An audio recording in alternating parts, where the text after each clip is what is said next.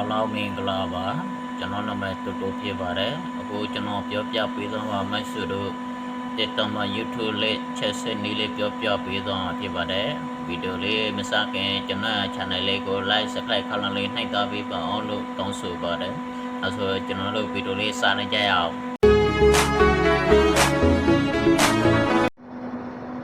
ဆိုရင်ကျွန်တော်တို့တက်တော်ထဲဝင်မှာဖြစ်ပါတယ်ถ้าเป็นวาสนาให้ใครไม่ได้อะပြီးရင်ကျွန်တော်တို့ဒီဖိုင်ထဲဝင်မှာဖြစ်ပါတယ်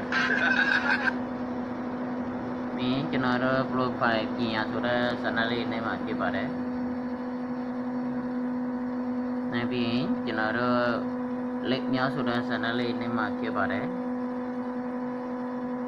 နောက်ပြီးရင်ကျွန်တော်တို့ YouTube ထဲဝင်မှာဖြစ်ပါတယ် YouTube ဆိုတဲ့စာနာလေးနဲ့မှာဖြစ်ပါတယ်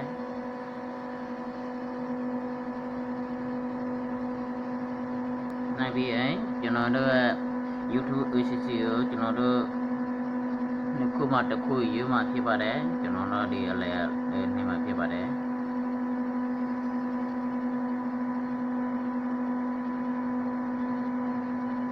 ဒါဆိုရင်ကျွန်တော်တို့အပေါ်နိုင်ငံစပတ်တင်မှဖြစ်ပါတယ်ဒါဆိုရင်ကျွန်တော်တို့ရဲ့ရှေ့ဆက်ပါဆိုတဲ့ channel လေးနေမှဖြစ်ပါတယ်ဒါဆိုရင်ကျွန်တော်တို့ TikTok မှာ YouTube လေးချက်ဆက်နည်းလေးအောင်မြင်သွားပြီဖြစ်ပါတယ်။ဒါဆိုရင်ကျွန်တော်တို့ TikTok ထဲပြန်ဝင်ကြည့်အောင်။